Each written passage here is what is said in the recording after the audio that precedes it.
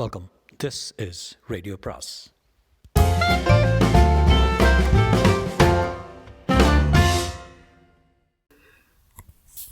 அனைவருக்கும் அன்பு வணக்கம்.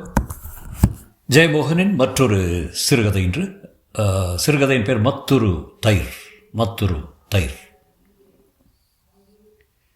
பேராசிரியரை அழைத்து வர குமார் கிளம்பிய போது என்னையும் அழைத்தார். வாங்க, சும்மா ஒரு நட போயிட்டு வந்துருமே, இங்கே இருந்து என்ன செய்ய போறிய? நான் அருணா வர்றதா சொல்லியிருக்கா, வர்றப்ப இங்கே இருக்கலாம்னு என்று இழுத்தேன். ஆமாம், நீங்கள் இருந்து ஆரத்தி எடுக்கணுங்களா, சும்மா வாங்க என்று அவரே காரின் கதவை திறந்து வைத்தார். நான் ஏறிக்கொண்டதும், வெண்டாட்டி மேலே பக்தி வேணும், அதுக்காக கூடி போயிடப்படாது என்றார். காரை கிளப்பியபடி, எது சொல்கிறேன்னா, இந்த மாதிரி ஒரு நல்ல நிகழ்ச்சிக்கு வர்றப்போ பேராசிரியர் ஒரு மாதிரி நல்ல மூடில் இருப்பார். அப்போ பேசுத பேச்சு ரொம்ப நல்லா இருக்கும், நீங்கள் அதை கேட்கணும் என்றார் குமார். அந்த அம்மா கூடவே வருமே, அல்லேலூயான்னுட்டு. குமார், இல்லை வரல, அவங்க ஸ்டீஃபன் சார் வண்டியில் வர சொல்லியாச்சு. இந்த வண்டி அவங்களுக்காக தலை சுற்றுதுன்னு அவங்களே சொன்னாங்க. சரி, அம்பாசிடரில் வாங்கன்னு அது தலை சுத்தாதுல்லன்னு நானும் சொன்னேன். நீங்கள் பதமாட்டு பேச்சை கம்பராமாயணம் பக்கம் கொண்டு வந்துருங்க. இயேசு பைபிள்னு ஒரு வார்த்தை வாயில் வந்துடப்படாது, ஓட வழி மாறி ஒழுகிறோம். குமார் நிதானமாக வண்டியை ஓட்டினார். இப்போ 3 மணி தானே ஆகுது, நிகழ்ச்சி 6க்குல்ல என்றேன். இப்போமே லேட்டனாக்கும் எனக்கு கணக்கு. இப்போ பேராசிரியர் காலக்கணக்கெல்லாம் அந்தால போயாச்சு. காலையா சாயங்காலமாக ஒன்றும் நினப்பில்லை. அதுக்கு ஏற்ற மாதிரி வல்லவனும் கேறி வந்து இருந்து பேச ஆரம்பிப்பான். எளவு யார் என்ன பேசினாலும் சின்ன பிள்ளை மாதிரி உட்காந்து கேட்டுட்டு இருப்பார். நாம் போய் குளிக்க வச்சு ஜிப்பா வெட்டி போட வச்சு கூட்டிகிட்டு வரணும். நான் சிரித்து, குளிப்பாட்டணுமா என்றேன். போக பார்த்தா அதுவும் தேவைப்படணும்னாக்குன்னு நினைக்கேன். வண்டி புன்னைவனம் முக்கு திரும்பும்போது, சஜின்கிட்ட ஒரு காரியம் சொல்லியிருந்தேன் இல்லை, உனக்கு காரியங்கள் பார்த்து நடத்து துப்புண்டா இல்லையான்னு, இதை வச்சு தான் பார்ப்பேன்னு சொன்னேன் என்றார் குமார். நான், அவருக்கு இன்றைக்கி காலேஜ் உண்டுல்ல என்றேன். உண்டு, நேற்று ராத்திரி தான் இந்த காரியம் ஞாபகம் வந்தது. இது நாம் சமாளிக்கக்கூடிய காரியம் இல்லை கிளம்பி வாழன்னு சொன்னேன். காலம்பரை 8:30 வந்து நிற்கான். சரின்னு அக்கா வீட்டு வர ஒரு சோழியை அனுப்பிட்டு இப்போ ஹாலில் பிடிச்சு நிறுத்தியிருக்கேன். தமிழ் வாத்தியாராட்டு இருந்தாலும் நல்ல பயம்தான், பார்ப்போம். நினைத்தது போலவே தான் திண்ணையில் பேராசிரியர் வேட்டி மட்டும் கட்டி பள்ளியின் அடிப்பக்கம் போன்ற வெளிரி சுருங்கிய சின்ன உடலுடன் உட்கார்ந்து கெக் என்று சிரித்து கொண்டிருந்தார். எதிரே ஒருவன் சட்டை போடாத மயிரடர்ந்த கரிய உடலுடன் மரத்தூணை தழுவிக்கொண்டு உட்கார்ந்து உரத்த குரலில் பேசினான். இஞ்சேருங்க, இந்த கிடக்கு இல்லை, இது நீக்கோல் இல்லைன்னு நான் சொல்லுதேன். என்னென்ன தெங்கில் ஏறி இருக்கான், அண்ணான்னு ஒரு நிலவிழி இல்லை, பாம்பு தெங்கு மேலே நல்லா கேரும் பார்த்துக்கண்ணே, இயேசுவேன்னு கரைதான். எங்களை பார்த்து நிறுத்தி கொண்டான். பேராசிரியர், வரு, என்னடே விசேஷங்க, பிள்ளையெல்லாம் சுகமாக இருக்கா என்றார். இவன் சொல்லுது கேட்டியா, பாம்பு பனகேறுமா, அக்கா நீ எடுக்குமான்னு தெரியல என்றார். குமார் என்னிடம் மெல்ல, சுத்தமாக ஞாபகம் இல்லை, பார்த்துக்கிடுங்க என்றவன். கிளம்பலையா என்றார். பேராசிரியர் பதற்றம் அடைந்து, ஐயோ மறந்தே போய்ட்டு கேட்டியாடே, இன்றைக்கி ஞாயிற்றுக்கிழமைன்னு தெரியல, கோயிலுக்கு போகிறத மறக்குத காலம் வந்தாச்சு பாருங்க. குமார் கொஞ்சம் எரிச்சலுடன், இன்றைக்கி ஞாயிற்றுக்கிழமை இல்லை என்றார். இல்லையா என்றார் பேராசிரியர் சந்தேகமாக. ஆமாம். அவர் யோசித்து பலவீனமாக, ஞானராஜுவுக்கு மவளுக்கு கல்யாணமாக்கும் இல்லையா, அது சித்திரையில், இப்போ மாசியாக்கும் என்று குமார் அமர்ந்து கொண்டார். நான் அருகே இருந்த திண்ணையில் அமர்ந்தேன். பேராசிரியர் என்னை பார்த்து பிரியமாக புன்னகை செய்ததும் அவர் என்னை வேறு யாரோ என்று எண்ணுகிறார் என்று தோன்றியது. அவர், பாஸ்டர் எப்போ வந்திய என்று கேட்டதும் நான் புன்னகை புரிந்தேன்.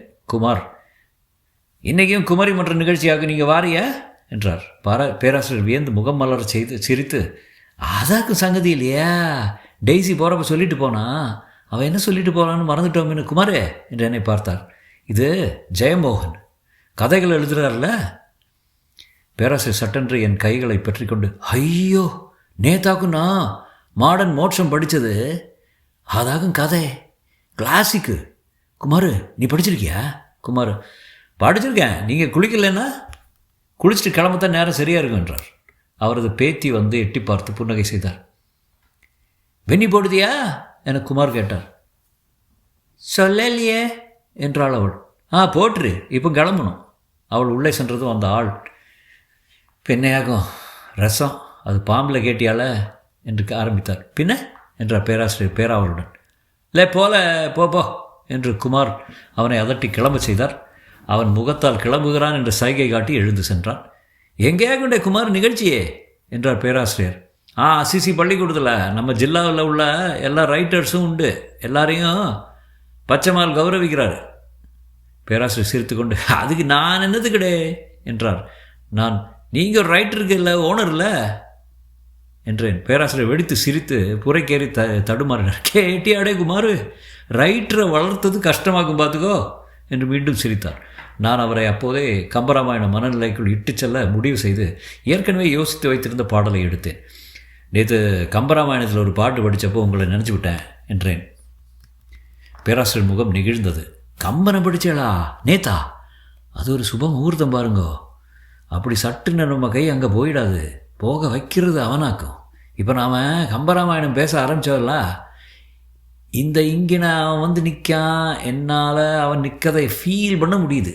அவன் சாக பெருங்கவில்லையா, மானுடன் கண்ட மகாகவி அல்லவா என்று பரவசம் கொண்டு புருவங்கள் மேலே வளைய, என்ன பாட்டு என்றார். நான் அந்த பாடலை சொன்னேன். மற்றொரு தயிர் என வந்து சென்று இடை தத்துரும் உயிரோடு புலன்கள் தள்ளுறும் பித்து நின் பிரிவினில் பிறந்த வேதனை எத்தனை உள அவை எண்ணும் ஈட்டவோ. பாட்டு எப்படி சொல்லப்படாது, பாடணும். இதே ஆபேரியில் மொல்லமாக பாடி பாருங்க. அவர் பாடலை உருக்கமாக பாடினார்.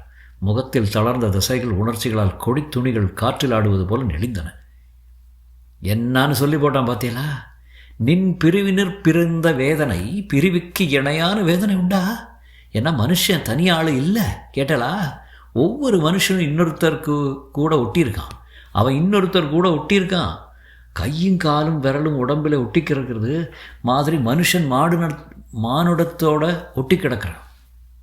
பிரிவிங்கிறது அந்த பெரிய கடல்ல இருந்து ஒரு துளி தனிச்சு போகிறதாக்கும். சாவும் பிரிவும் ஒன்று, எல்லா பிரிவும் சின்ன சின்ன சாவாக்குமே.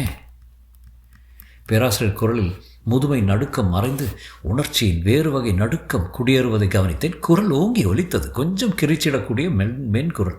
வேதனை எத்தனை உள அவை எண்ணும் ஈட்ட ஓங்கிறான் பாருங்க. மாறுனருக்கு வேதனை என்ன 1-2 இல்லை, முடிவே கிடையாது. விதவிதமாட்டு நிமிஷத்துக்கு நிமிஷம் ஒன்றுன்னு அவை எண்ணும் ஈட்டவோ. அவற்றையெல்லாம் எண்ணி பார்க்க முடியுமோ? வேண்டியவங்களை பிரிஞ்சிட்டான்னு சொன்னால் 50 வேதனை ஒருத்தனுக்கே வந்துடும். கர்த்தரே, மனுஷன் இத்தனை வேதனையாக வச்சு நீர் சுத்தப்படுத்தி காலடிக்கு கொண்டு சொல்கிறீரே, எல்லா துக்கமும் உமது கருணை தானே இயேசுவே. நான் கவனமாக பேச்சை நகர்த்தினேன். புலன்கள் தள்ளுறும் பித்துன்னு எதை சொல்கிறான்னு புரியுது. அந்த அளவுக்கு பிரிவோட துக்கம் இருந்தால் 5 புலன்களும் சரிஞ்சிடும். ஆனால் மற்றொரு தயிர் என வந்து சென்று இடை தத்துரும் உயிரோடுன்னு ஏன் சொல்கிறான்? மத்தால கடையிற மாதிரி உயிர் அலை கழியுதுங்கிறான். சரி, அதை வந்து சென்றுன்னு ஏன் சொல்கிறான்? இடை தத்துரும் உயிர்னா மத்தில் கடையிறப்ப வந்தும் போய் நடுவில் கிடந்து தத்தளிக்கிற உயிர். அதான் புரியல. மத்தால் கடையிறப்போ அது எப்படி வந்தும் போய் இருக்கு? கம்பன், மகாகவிகள்லாம் சின்ன பிள்ளைங்க மாதிரி சும்மா செரிப்ரல் ஆட்டம் யோசிக்க மாட்டாங்க. கண்ணால் கண்டதைத்தான் சொல்லுவாங்க. சரி, அவன் எங்கே சொல்கிறான்? அவன் கிருக்கன்ல, அவன் நாக்கில் இருக்கிற சரஸ்வதி எல்லாம் சொல்லுக. பேராசிரியர் சொன்னார். எழுந்து நின்று தயிர் கடைவது போல கையால் நடித்தார். மத்தால் கலையத்தில் தயிர் கடையிற காட்சியை நம்ம கற்பனையில் பார்க்கணும். கலையந்தான் உடல், உயிர்ங்கிறது அதுக்குள்ளே இருக்கிற தயிர். மத்து அந்த துன்பம் உயிரை போட்டு கடையுது. கடையிற தயிர் எப்படி இருக்கும் பார்த்துருக்கீங்களா? ஒரு பக்கமாட்டு சுற்றி சுழன்று நுரையோட மேலேறி இந்தா இப்போ துளும்பி வெளியே பாஞ்சிரும்னு வரும். உடனே மத்து அந்த பக்கமாட்டு சுற்றும், அந்த பக்கமாட்டும் அது வெளியே சாடிரும்னு போய் உடனே இந்த பக்கமாட்டு சுற்றும். ஒரு செகண்டு நிம்மதி கிடையாது. நுரைச்சு பதஞ்சு மனுஷரோட பெருந்துக்கமும் அதே மாதிரி தான். அந்த அலைக்கழிப்பு இருக்கே, அதாக்கும் கொடுமை. இதுவா அதுவா, இப்படியா அப்படியான்னு வாழவும் விடாமல் சாகவும் விடாமல் அதை சொல்லுதான் கம்பன். நான் அந்த காட்சியை கண்டு கொண்டிருந்தேன். பேராசிரியர் அது மட்டும் இல்லை, அவன் சொல்லு 2 பக்கமும் முனையுள்ள வாளாக்கும். முந்தின பாட்டை பார்த்தியாளா? நான் அதை நினைவு கூறவில்லை. நீ சொல்லடே குமார். குமார் வெட்கி சிரித்து ஓர்மில்லை என்றார். நீ விளங்கின. அன்னைக்கு முதல் இன்னைக்கு வர அந்த லட்சணம்தான். என்னத்தை படிச்சியோ என்னமோ. பேராசிரியர் அவரே சொன்னார். சோகம் வந்து உருவது தெளிவு அந்த பாட்டு ஆரம்பிக்குது. கேட்டாளா? அந்த பாட்டுக்கு அடுத்தது தான் இது. மத்தால தயிரை கடைஞ்சா வெண்ணெய் வரும், துக்கத்தை கடைஞ்சாக்கா வர்றது தெளிவு. பால் கடலை கடைஞ்சிடலாம் அமுதம் எடுத்தாங்க. அமுதம்னா சாகாம. அதாக்கும் நான் சொன்னது துக்கம் இயேசுவுக்கு காலடியில் போய் சேர்றதுக்குண்டான வழின்னு. டேய், இப்போ நீ சர்ச்சுக்கு போகிறதுண்டா? குமார் போகணும் என்றார். நீ வாழ்ந்த அன்னைக்கும் இன்னைக்கும் ஒரே முகரையாகுமே. பேத்தி வந்து தண்ணி சுட்டாச்சு என்றார். பேராசிரியர் எழுந்து குளிச்சுட்டு வாரண்ட குமார் என்றார். குமார் பேத்தியிடம் வேட்டிச்சிப்பா எடுத்து வை, ஒரு நிகழ்ச்சியாக்கும் போகிறது என்றார். பேராசிரியர் நிகழ்ச்சியில் எல்லா பயல்களும் வருவானுங்களாடே என்றார். எல்லோரும் உண்டு, கார்லோஸு பெருமாள் எல்லோரும் வர்றாங்க என்றார் குமார். ராஜம் வர்றானா என்றார் பேராசிரியர். குமார் கொஞ்சம் தயங்கி வருவார் என்றார். அவனை பார்க்கணுண்டே. போன வாரம் ஒரு சொப்பனம், அந்த பயலுக்கு ஒரு ப்ரைஸ் கட்டுது. கவிதைக்கோ நாவலுக்கோ தெரியல. ப்ரைஸ் குடுக்கியது நேருவாக்கும். நான் சிரித்து நேருவா என்றேன். பேராசிரியர் சொப்பனமாக்குமே. நேரு இப்போ என்ன மாதிரி கதர் உடுக்கிறவங்களுக்கு சொப்பனத்தில் எல்லாம் இருக்காரு. நேரு இவனுக்கு ப்ரைஸ் கொடுக்காரு. இவன் நல்லா வெளுத்த ஜிப்பாலாம் போட்டுட்டு நல்ல ஸ்டைலாடு போய் வாங்கிட்டு மைக்கு முன்னால் வந்து நின்று நன்றி சொல்லுகான். அவன் எனக்கு பேரை சொல்லுகான். இல்லை குமாரப்பிள்ளை பேரை சொல்லலை, குமாரப்பிள்ளையை விட்டுடல என்று கிடந்து சத்தம் போடுதேன். அவன் கேட்கல, சபையில் யாரும் கேட்கல. அப்போ முழிப்பு வந்து போர்டு போட்டு என்றார். பெருமூச்சுடன் அவன் பார்க்கணும்டே குமார். என்னமோ இனிமே அவனை பார்த்துக்கிட முடியாதுன்னு ஒரு நினப்பு மனசில். கேட்டியா? குளிச்சுட்டு வாங்க, நேரமாச்சு என்றார் குமார். பேராசிரியர் இப்போ வந்துடுத என்று உள்ளே சென்றார். குமார் என்னிடம் இப்போ கொஞ்ச நாளாக எப்போ பேசினாலும் ராஜத்தை பற்றியாகவும் பேச்சு, அடிக்கடி கனவும் வருது என்றார். நான் ஏன் என்றேன். அது பின்ன வழி தவறுன்னு ஆடாக்குமே. இடையன் அதைத்தானே நினைப்பான். நான் புன்னகை செய்தேன். போன வருஷம் ராமசாமி கல்யாண விருந்துக்கு போனப்போ ராஜத்தை பார்த்தாரு.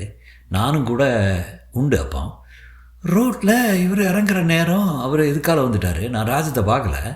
இவராக்கும் முதல்ல பார்த்தது. அது நம்ம ராஜமாக்குமேன்னு கேட்டார். ராஜா இவரை எதிர்பார்க்கல. சட்டை முழுக்க அழுக்கு, தலையில் மண், கட்டையும் வேலை.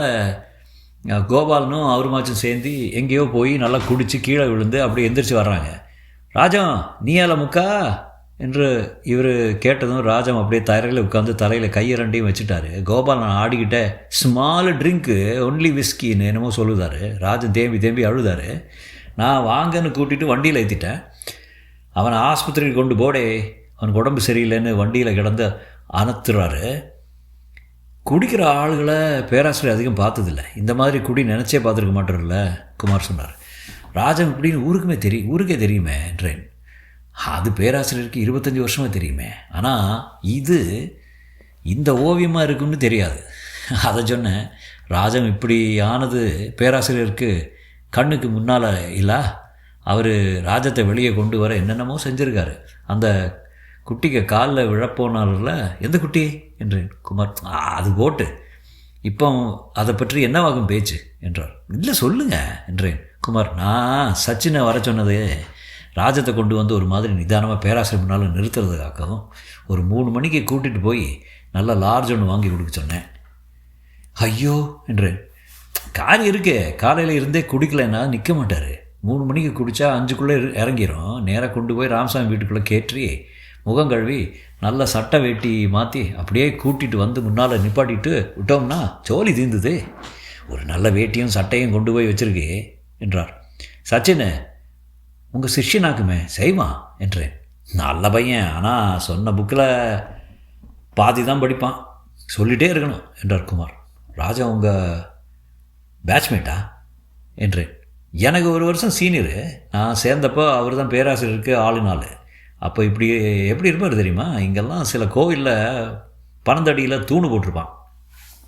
முந்தின பனத்தடியாக நல்லா தேய்ச்சி எடுத்தால் கருங்கல் தேய்ச்சது மாதிரி மின்னும்.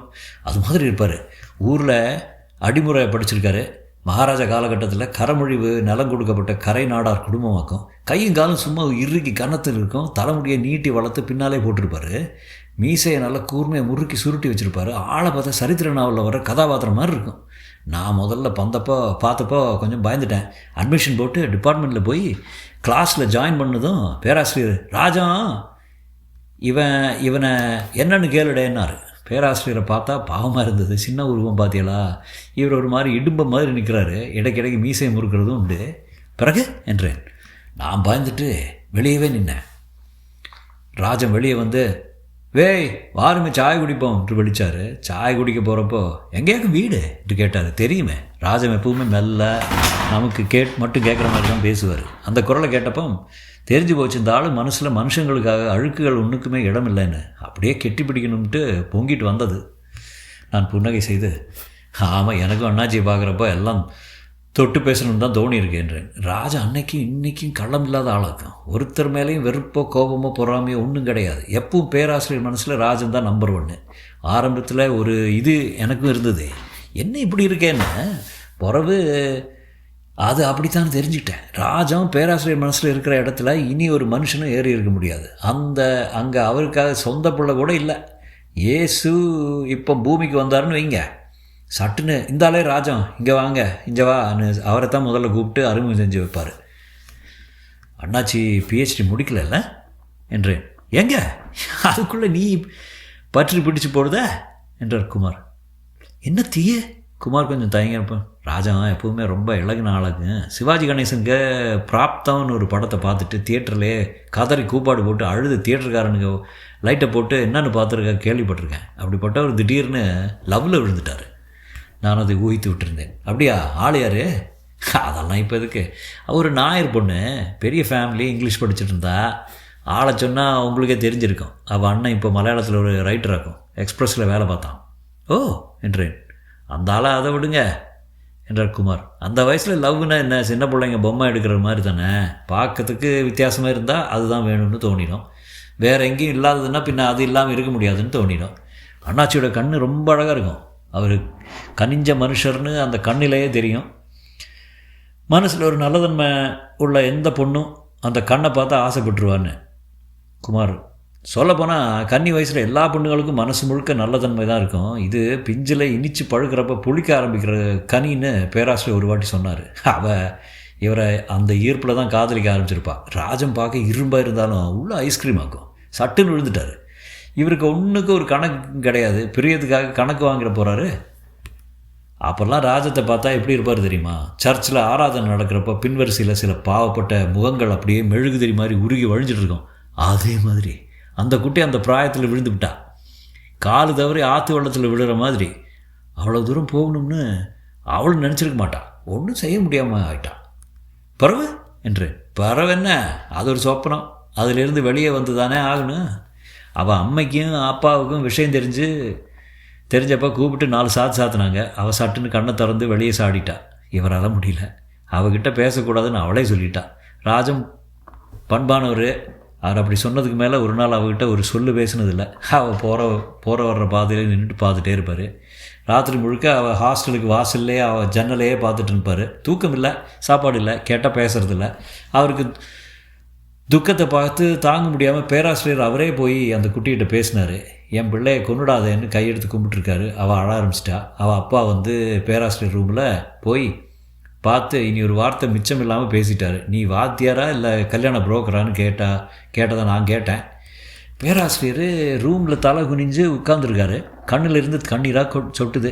அப்படி அடற மாதிரி என்ன பேசினான்னு எனக்கு ஒரே குதிப்பு. தாயிலே போய் வெட்டி போடுறோம்னு நினச்சேன்.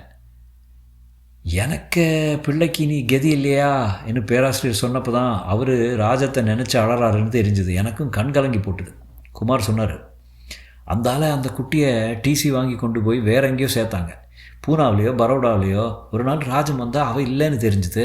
வேட்டியை தூக்கி கட்டிக்கிட்டு கிறுக்க மாதிரி மைதானத்தில் ஓடி பின்னால் போய் மரத்தடியில் முட்டி விழுந்து அங்கேயே கிடந்திருக்காரு. அதுக்கு பிறகு அவர் அவளை பார்க்கல.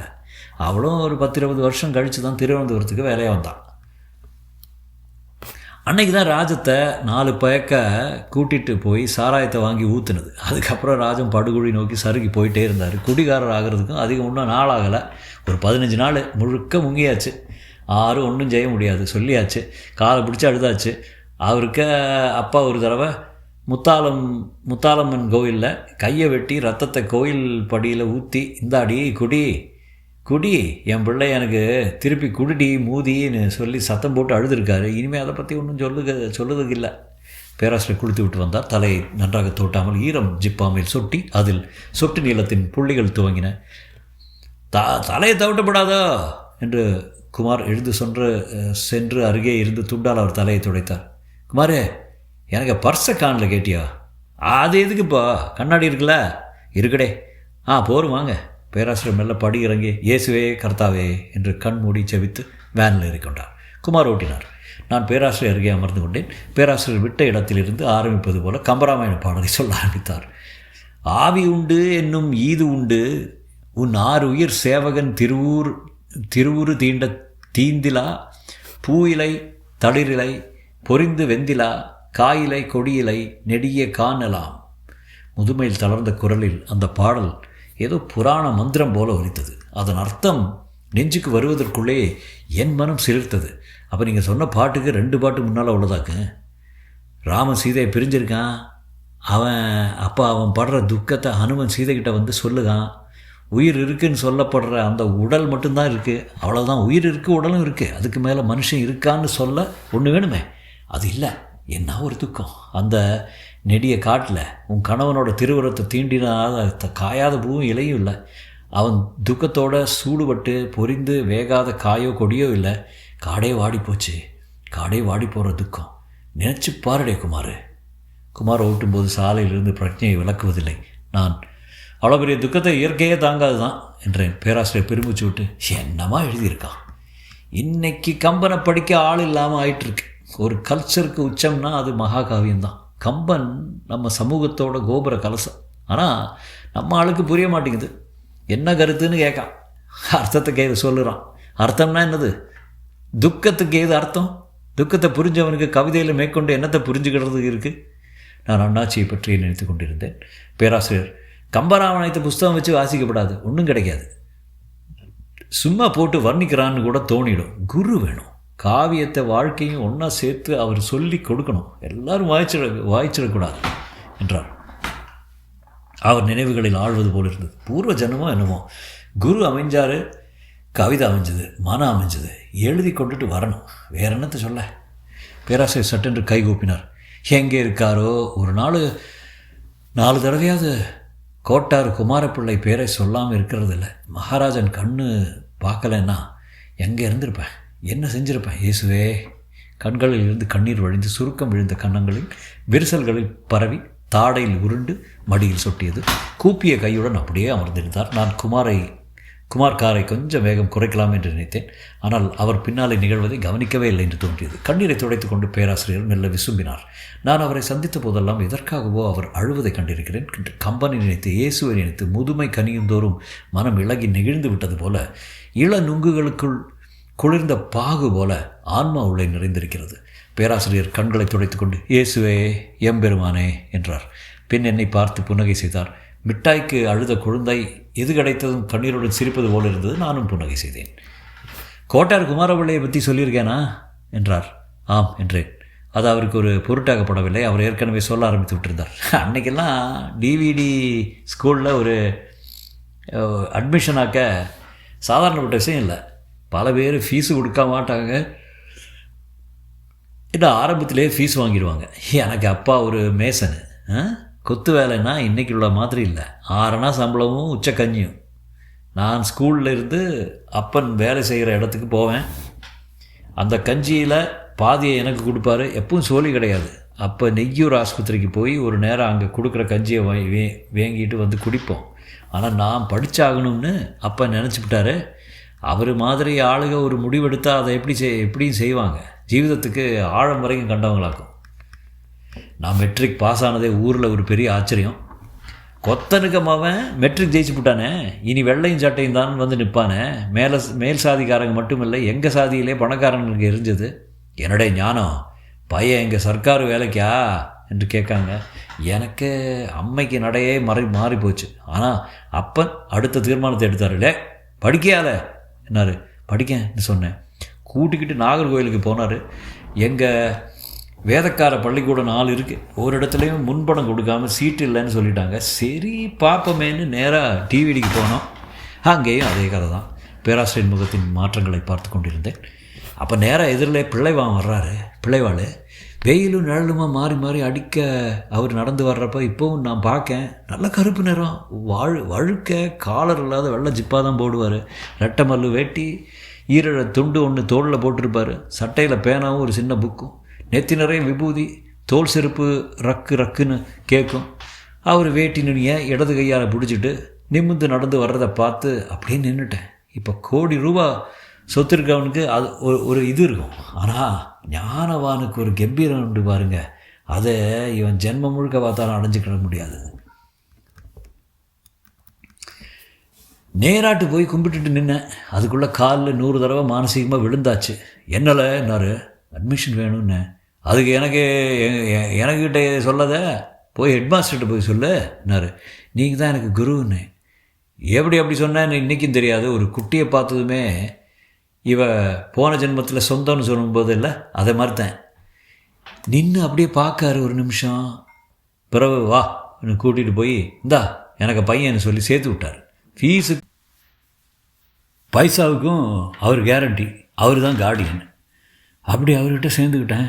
குருன்னா அது வேறு மாதிரி உறவாக்கும். இப்போ 64 வருஷம் தாண்டியாச்சு. பிள்ளைவாள் போய் சேர்ந்து 40 வருஷம் ஆயாச்சு. இத்தனை காலம் ஒரு நாளாவது அவரை நினைக்காமல் இருந்ததில்லை. இன்றைக்கி அவள் மகன் இருக்கா. என்னை விட 10 வயசு குறைவு அவளுக்கு. அவள் முன்னாடி நான் இருந்து பேச மாட்டேன். அவளுக்கு மகன் இருக்கான், 20 வயசாகலை. பார்த்தா குமார பிள்ளைக்கு அதே மோகம். அவன் நிற்க நான் இருந்து பேசுறதில்லை. அப்போல்லாம் காலம்புற கண்ணு முழிச்சா உடனே பிள்ளை ஞாபகம் தான். நேராக போய் நிற்பேன். மனசு விட்டு அவர் பேச கொஞ்ச நாளாச்சு. பேச ஆரம்பித்த பின்ன பேச்சோட பேச்சு தான். காலம்புற 7:30 நான் போய் வாசலில் நிற்பேன். சிவபூசை உண்டு. 8 மணிக்கு குளிக்க போவார். துணி சோப்போடு பின்னால் போவேன். கம்பராமாயணத்தை சொல்லிகிட்டே போவார். நல்ல குரல், பாடினா மதுரை சோமு மாதிரி இருக்கும். ஆனால் சங்கீதத்தில் இஷ்டம் இல்லை. செய்யுளை பாடுறதுக்கு மட்டும்தான் ராகஜானம். அந்த வகுப்புகள் வழியாக அவர் மனம் கடந்து செல்வதை உணர முடிந்தது. எல்லாம் சொல்லுவார். இலக்கணம், காப்பியம், சாஸ்திரம். கூடவே அவருக்கு அனுபவங்கள் சொல்லிக் கொடுப்பார். கருணை இல்லாமல் கவிதை புரியாதுடான்னு சொல்லுவார். சொல்லி மனசை நிறைய வச்சுவார். சட்டென்று குரல் கிரீச்சிட்டு வழுக்கிது. இருக்கதெல்லாம் அடைஞ்சதெல்லாம் என் தெய்வம் போட்ட பிச்சையெல்லாம். வாங்கிறதுக்கெல்லாம் என்னவா திருப்பி கொடுக்கும். குருவுக்கு என்ன கொடுக்கும்? வேற என்ன? இந்தா இங்கே நெஞ்சுக்குள்ளே கோயில் கட்டி வச்சுருக்கோமே, அதுதான். எங்கே இருந்தாலும் இப்போ இந்த வார்த்தையை மகாராஜன் கேட்காமே இருப்பார். இந்த ஏழை சங்கு உருகி அவரை நினைக்குதேன்னு ஐயனுக்கு தெரியாமலா போயிடும். பேராசிரியர் மீண்டும் கண்ணீர் விட ஆரம்பித்தார். சுங்கான் கடை தாண்டி இருந்தது. குமாரே, சுங்கான் கடையாடே. குமார் ஒன்றும் சொல்லவில்லை. சுங்கான் கடையாடே வந்திருக்கு. குமார் என்று ஒலி அனுப்பினார். அவர் தொண்டை அடைத்திருக்கலாம் என்று நினைத்தேன். ஒன்றுக்கு வருதுடே குமாரே. குமார் வண்டியை நிறுத்தினார். பேராசிரியர் இறங்கி சாலையோரமாக அமர்ந்து சிறுநீர் கழித்தார். அவருக்கு ஒரு 35 வருடங்களாக சர்க்கரை நோய் உண்டு. மீண்டும் கிளம்பும்போது பேராசிரியர் சொன்னார், 1 மாதம் கழிஞ்சு ஒரு நாள் அடுக்கலையில் போய் காப்பி கொண்டு வர சொன்னார். நானும் அவர் சொன்னதால் போனேன். அவர் ரொம்ப ஆசாரமான ஆளாகும். நாஞ்சி நாட்டு பிள்ளை மாதிரி இன்றைக்குள்ள மாதிரி இல்லை. அப்போது அவள் வீட்டு ஆட்சி அதுக்கும் மேலே. அது எனக்கு தெரியும். ஆனால் நான் சொல்ல அப்படியே செய்கிறேன். ஆட்சி கோபமாக முன்வாசலுக்கு வந்து, என்ன சொல்லி அனுப்பினிய? நாடா போய் அடுக்கலையில் கேறுதானே என்று கேட்டால், அவர் நிதானமாக, அவனுக்கு இல்லாத இடம்னு ஒன்று எனக்கிட்ட இல்லைன்னு சொல்லார். ஆட்சி அப்படியே நின்றுட்டான். என்னென்னு புரிஞ்சுக்கோ. என்னை ஒரு பார்வை பார்த்தா சட்டுன்னு உள்ளே போயிட்டா. அதுக்கு மறுநாள் முதல் நாள் அவளுக்கு மகனாக்கும் கறிக்கு அரைச்சி கொடுப்பேன், பாத்திரம் கழுவி கொடுப்பேன், அவளுக்கு சேலை துவைச்சி போட்டிருக்கேன். அவளுக்கு சகல மனக்குறைகளையும் நின்று கேட்பேன். பிள்ளைவாள் போன பிறகு 16 வருஷம் இருந்தாள். அநேகமாக வாரம் ஒருக்க போய் பார்த்து கையும் காலையும் பிடிச்சி தடவி விட்டு சொல்லுவது எல்லாத்தையும் கேட்டுட்டு வருவேன். பேராசிரியர் சிரித்தார். அவளுக்கு நான் செவத்த பண்ண கேட்டேல பயங்கர வருத்தம். எனக்கு 4 உள்ள பிறந்து மூத்த 10ஆம் கிளாஸ் போனதுக்கு பிறகும் வருத்தம் போகல. இங்கே படிப்பு முடிஞ்சப்போ காசு பிள்ளைக்கு ஒரு லெட்டரும் கொடுத்து என்னை அண்ணாமலைக்கு அனுப்பினார். அங்கே பிஏ படித்தேன், பின்ன எம்ஏ. பாதி ஃபீஸு பிள்ளைவாள் கட்டினதாக்கும். படிப்பு முடிஞ்சப்பில் மதுரையில் எங்கள் மதத்து காலேஜில் வேலை கிடச்சிது. ஆனால் 3 மாதம் இருக்க முடியல. நான் சாதாரண நாடா, மூப்பு கூடிய கொலநாடாக இருங்க. அங்கே மதுரை ஆண்டுக்கிட்டு இருந்தாங்க.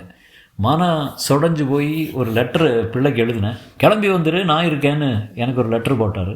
அந்த லெட்ரு கையில் கிடச்ச அன்னைக்கு நான் அழுதேன். பெட்டியோடு கிளம்பி வந்து வறுக்க வீட்டுக்காக்கும் போய் நின்னேன். அவரே திருவனந்தபுரத்துக்கு கூட்டி போய் வையாபுரி உள்ளகிட்டு சேர்த்து விட்டார். வேலை இல்லைன்னு சொல்லாத, இவன் எனக்கு பையனாக்கும்னு சொன்னார். அப்படி ஆரம்பித்த தொழில் இது எனக்கு தர்மமாகும் கேட்டியலா. அவர் சொல்லி கொடுத்த முழுக்க நான் இன்னும் எனக்கு ஸ்டூடெண்ட்ஸுக்கு சொல்லி முடிக்கலை. நான் அவரே பார்த்து கொண்டிருந்தேன். சம்பந்தம் இல்லாமல் மீண்டும் மீண்டும் மத்தொரு தயிர் என்ற சொல்லாட்சி நினைவுக்கு வந்து கொண்டிருந்தது. அந்த கம்பராமாயண பாட்டில் காடே எரியிற துக்கம் பற்றி வருதே, அப்படிப்பட்ட துக்கம் உண்டா என்ன? எல்லா துக்கமும் காலப்போக்கில் கரைஞ்சிரும் தானே என்றேன். பேராசிரியர், காயம்பட்டால் ஆறும், அது உடம்புக்கு இயல்பு. ஆனால் என்ன மருந்து போட்டாலும் ராஜபலவே ஆறாது, ஆலயம் கொண்டுட்டு தான் போகும் என்றார். எனக்கு சிறு அதிர்ச்சி ஏற்படுது. அப்படி ஒரு துக்கம் எப்படி வருது? பேராசிரியர் என்னை ஏறிட்டு பார்த்து, அது எனக்கும் தெரியல. எதை நம்பி வாழ்க்கையை வச்சுருக்கோமோ அது உடஞ்சா அந்த துக்கம் வரும். குமாரபிள்ளை ஒரு தடவை சொன்னார். நகருக்குள் நுழைந்ததும் பேராசிரியர் அவரது மனநிலை மாறி வெளியே வேடிக்கை பார்க்க ஆரம்பித்தார். சின்ன குழந்தைகள் பார்ப்பது போல ஒவ்வொரு தாண்டி செல்லும் வண்டியையும் அது மறைவது வரை தலை திருப்பி பார்த்தார். உயரமான கட்டிடங்களை நிமிர்ந்து பார்த்தார். ஆசிசி தேவாலயத்துக்குள் வண்டி நுழைந்ததும் பச்சை மால் கைகூப்பி வந்து கதவை திறந்தார். பேராசிரியர் இறங்கி, என்ன பச்சை மாலு, நல்லா இருக்கியா? வாயில் பல்லு ஒன்றையும் காணுமே என்றார். சொல்லியிருக்கையா என்றார் பச்சைமால். பேராசிரியர் சிரித்தார். உள்ளே கலைச்சலான கூட்டம். சற்று அப்பால் வேறு ஏதோ கூட்டம் நடந்து கொண்டிருந்தது போல தோன்றியது. அவர்கள் சத்தம் போட்டு பேசி கொண்டிருந்தார்கள். வழக்கமாக இலக்கிய கூட்டம் போல அல்லாமல் பச்சைமால் வாழை மரம் எல்லாம் நட்டு கொடிகள் கட்டி அலங்காரம் செய்திருந்தார். பெருமாள் வந்து கைகூப்பி ஓரமாக நின்றார். கார்லோஸ் வந்து கைகூப்பி விலகி நின்றார். பெருமாளே என்று அவர் கையை தொட்டபின் கார்லோஸின் தோளில் கை வைத்து, பெங்களூர்லேயே இருக்க என்றார். இல்லை, ஆந்திராவில், குப்பம். பேராசிரியர் மனைவி டெய்சி பாய் நீளமான குடையும் கைப்பையுமாக வந்து, எங்கே போனீங்க, மருந்து எடுத்தியாளா என்றார். குமார், இருக்கு, எல்லா மருந்தும் இருக்கு என்றார். பிஸ்கட் இருக்கா? சுகர் இருக்கும்ல? அதுவும் இருக்கு. வாங்க, நேரமாச்சு. இது என்ன சட்டை, வேற நான் பார்த்து வச்சுருந்தேனே. டெய்சி பாய் அவரை இடைவேளை இல்லாமல் செல்லமாக திட்டிக்கொண்டே இருப்பார். பெருமாள், போலாமே சார் என்று பேராசிரியர் கையை பற்றினார். அவரை அவர்கள் சேர்ந்து மேடைக்கு கொண்டு சென்றார்கள். குமார் மெல்ல என் அருகே வந்து, ஜெயன், ஒரு சின்ன பிரச்சனை என்றார். என்ன என்றேன். ராஜம் சரு விட்டார். சச்சின் ஒரு டெஸ்கை தூக்கி போட்ட போயிருக்கான். அந்த நேரம் பார்த்து போயிட்டார். நான் எங்கே போக போகிறாரு, பக்கத்தில் எங்கேயாவது கடையில் நிற்பார் என்றேன். அப்படி இல்லை, இவரோட இடங்களே வேறு. இவர் பட்டை தேடி போகிறவர். அது எங்கே கிடைக்கும்னு யாருக்கு தெரியும்? நான் அது தெரிஞ்ச யாராவது அனுப்பி தேடினேன் என்ன என்றேன். ஏன் அவனுக்கு நான் குடிக்க காசு கொடுக்கணுமா என்றார். மேடையில் விழ ஆரம்பித்தது. நானும் மேடைக்கு சென்றேன். ஓரமாக என் இருக்கையில் அமர்ந்து கொண்டேன். குமரி மாவட்டத்தில் அத்தனை எழுத்தாளர்கள் இருப்பது எனக்கு அப்போதுதான் தெரிந்தது. பேராசிரியர் திரும்பி திரும்பி பார்த்தார். குமாரை தேடுகிறார் என்று தெரிந்தது. குமார் தலைமறைவாகிவிட்டார். பச்சைமால் என்னிடம் வந்து குனிந்து, பேராசிரியர் ராஜத்தை கேட்கிறார்.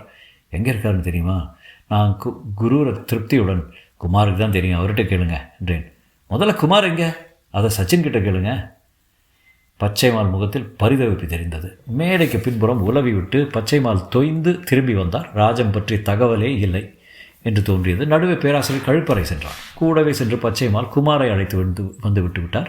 அவர்கள் பேசிக்கொள்வதை தூரத்தில் இருந்தே பார்த்தேன். பேராசிரியர் குமாரை கடிந்து கொண்டு திரும்பி வந்து அமர்த்தார்.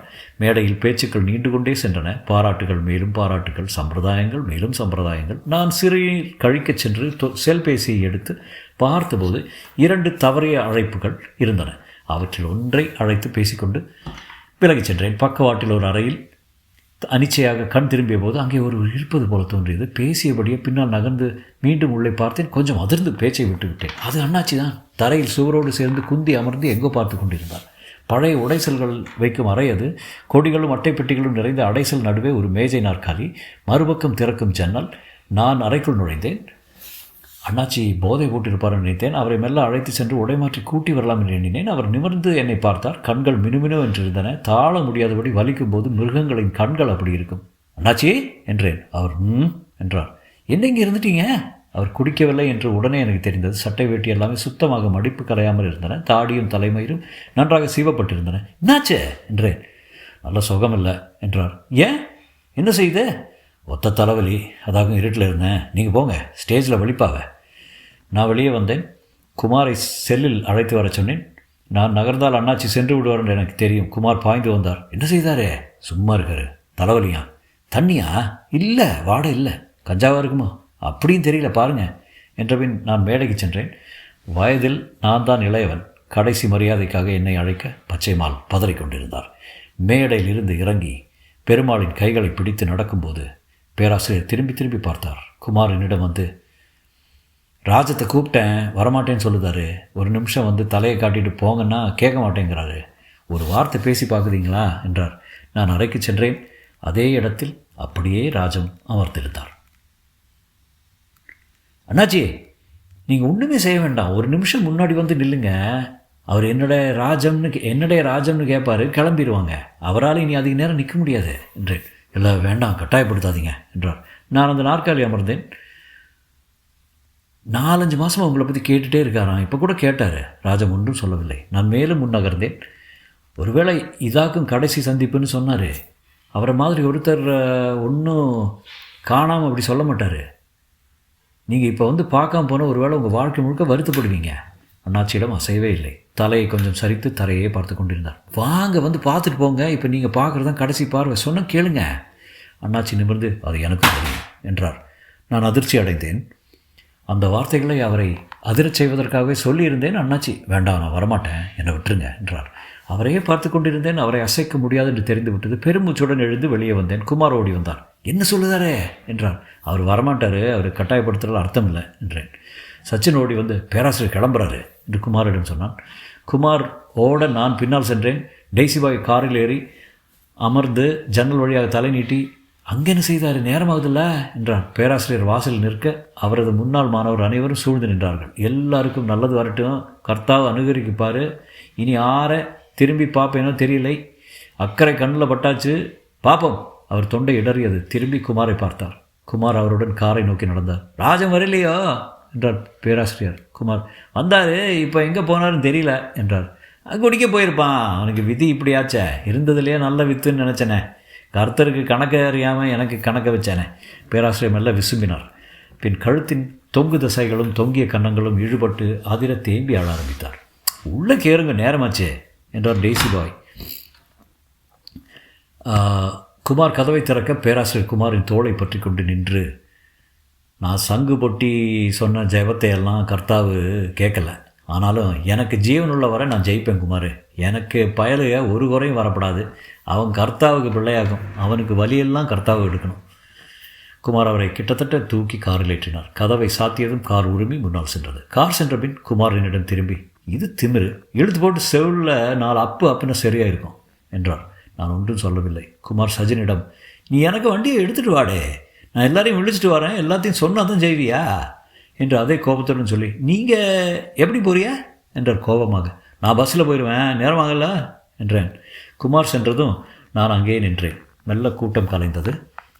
பின்பக்கம் சிலர் உறக்க இலக்கியவாதம் செய்யும் ஓசை. அவர்களில் சிலர் போதையில் இருந்தார்கள் என்று தோன்றியது. உள்ளே போய் அருணாவை அழைத்து கொண்டு கிளம்பலாம் என்று நான் திரும்பிய போது போர்ட்டிகோவின் இடது பக்கம் தூணின் நிழலில் இருளுக்குள் ஒண்டியவராக அண்ணாச்சியை பார்த்தேன். அவர் என்னை பார்க்கவில்லை. விளக்குகள் ஒளிவிட வண்டிகள் சென்று கொண்டிருந்த சாலையை பார்த்து கொண்டிருந்தார். அந்த காட்சியின் ஈர்ப்பினால் நான் அசையாமல் நின்று கொண்டிருந்தேன். இருள் பரவிய முற்றத்தில் சாலையில் திரும்பும் கார்களின் ஒளிகள் வருடி வருடி கடந்து சென்று கொண்டிருந்தன. அண்ணாச்சியின் முகத்தில் செவ்வொளி பரவி சென்றபோது அவர் கழுத்தில் தசைகள் இறுகி இருக்க தாடியை சற்றே மேலே தூக்கி உடல் நடுங்க நின்று கொண்டிருப்பதைக் கண்டேன். பின்னர் வேட்டியை மடித்து கட்டிக்கொண்டு முன்னால் சென்று பேராசிரியர் மிதித்து சென்ற மண்ணை குனிந்து நடுநடுங்கும் கரங்களால் மெல்லத் தொட்டார். குனிந்த தலையுடன் இருட்டுக்குள் சென்று மறைந்தார். முற்றும்.